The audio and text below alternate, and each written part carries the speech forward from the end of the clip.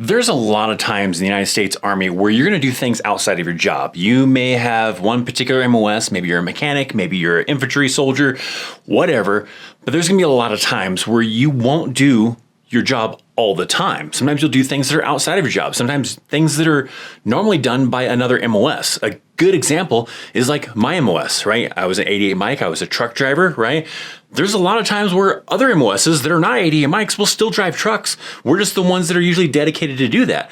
And in this case, there was a time when I was deployed to Iraq during my second deployment that I did something outside of doing truck driving, being an 88 mic. I actually did something that was more on the lines of something an infantry, an 11 Bravo soldier would actually do. Let me share that story with you. Now, I did this one time, okay? I'm not trying to say that I was hardcore and I did amazing stuff while I was deployed to Iraq that was on the same level as what infantry soldiers typically do in a combat zone. That's not what I'm trying to say here. I'm trying to say that there was this one time where I ended up doing some 11 Bravo type of things for a brief moment of time, and how that kind of came about was kind of interesting. So we're deployed to Iraq. I'm in Baghdad, and they were asking some soldiers, like, hey, does anybody have any mount training, any kind of room clearing training, any experience doing that? And I had a little bit. I mean, when I say a little bit, like I did like a 2-day thing for some NCO training, for some non-commissioned officer training, where we kind of did a little bit of training on how to like clear some rooms, and we did some stuff to kind of like work together as a team and stack up and clear a room. But again, it was 2 days worth of training. But when they asked about it, like, hey, has anybody ever had any experience with that? I was like, yeah, I guess so. So I was like, yeah, I guess I did a little bit of training with that. So they were like, okay, cool. We need you to go clear out a building. And I'm like, what? You want me to go clear a building? So they kind of went a little bit more in depth with it, told us about what was going on. We had some military intelligence soldiers that we were going to be escorting to this abandoned pool hall, like a public pool in Iraq that was abandoned. Well, we actually didn't know that until we got there, but we're going to go there, and the military intelligence guys needed to go and collect some intel from there. So like we had like the trucks to collect all this stuff that they were going to collect and bring back so they could analyze everything and go through everything. But they also needed somebody to basically go and clear the building. I kind of feel like thinking back to it that maybe they already knew it was clear. Maybe, I don't know.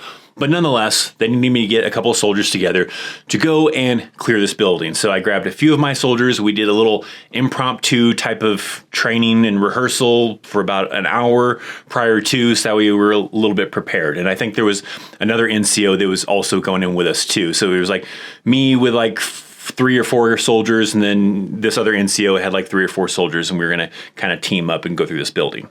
So we show up on site, and we have our security trucks kind of around the corner, kind of nearby, blocking off the street to this little pool building and stuff like that. And we walk up, from a little bit of ways away, and there's like this MI captain who's like kind of just leading the way, just not even with a weapon at the ready or anything. So it's very kind of relaxed. I don't know what the deal was. Maybe, like I said, maybe he'd already been there before and knew the situation, but nonetheless, me and the soldiers that I had with me, we were treated seriously, and we were kind of keeping security and kind of watching what was going on.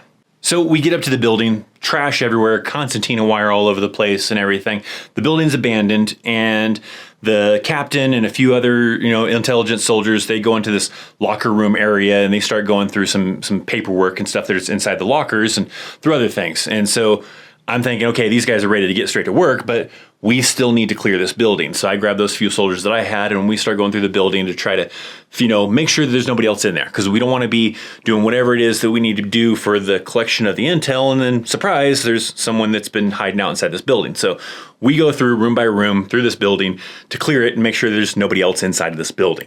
So we're moving our way through the building, like I said, trash all over the place, concertina wire you have to watch out for so you don't hung up on it and stuff. And we get to this bathroom, and I look through the bathroom, and as we're kind of looking through the bathroom, I happen to notice something in the trash amongst the floor that looks very suspicious, and that's a 2-liter bottle with a bunch of electrical tape wrapped around it. So that's not normal. Why does this 2-liter bottle have electrical tape wrapped around it? So I'm trying to assess it and trying to check it out and look at it, and trying to see if I see any wires coming off of it, see if I see any kind of, trip wire, any kind of booby trap of any sort that maybe leads me to believe that this is, some kind of booby trap or an explosive that's just waiting to trip us up, and set it off and go off on us. So I'm trying to get eyes on and trying to observe what the hell this 2-liter bottle is that's got electrical tape all around it. And then here comes one of my soldiers, kicks it, just kicks the bottle. Bottle goes flying. It's an empty bottle. He's like, we're good. It's just an empty bottle. My heart definitely jumped there, though.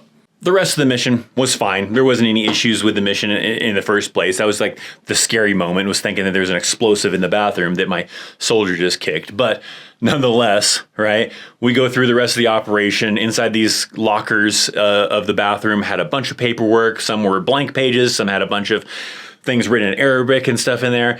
Well, it turns out that someone had been hiding a bunch of employment records for Saddam's Royal Guard inside of these wall lockers, or inside of these lockers, inside of the bathrooms, inside of the, locker room, I guess, of this pool building.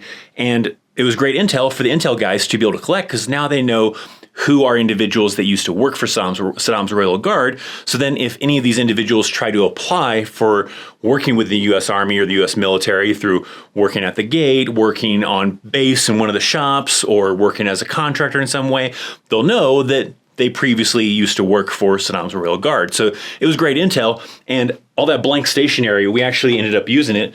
They created some cool awards for us, all of us that were involved in that operation, to make a cool little award and kind of have it printed on Saddam's stationery. So I got some cool little, just fun little recognition that they printed on the stationery for Saddam's Royal Guard. So that's just an example of sometimes you just do things outside of your job. Sometimes it's very minute, like, mowing lawns, or maybe it's, doing some maintenance when you're not a mechanic. There's all sorts of situations where you could possibly do things outside of your MOS. And for my veteran viewers out there that are watching this video right now, let me know down in the description box down below, or in the comment, not the description box, the comment section down below, what are some times where you did something outside of your job? Whether it was something as simple as mowing lawns, which is probably pretty common and probably everybody's done, or something just well outside of your MOS, something that's normally some other soldier's job and you just had to step up and do it because they needed someone to do that. So let me know in the comment section down below. If you got any questions, comment down below, right? Just interact with me, right? I love to interact with you. So you just got to start the conversation. Comment down below, hit that thumbs up if you enjoyed the video. Thank you so much for watching. I'm Christopher Chaos, and I'll see you next time. See ya.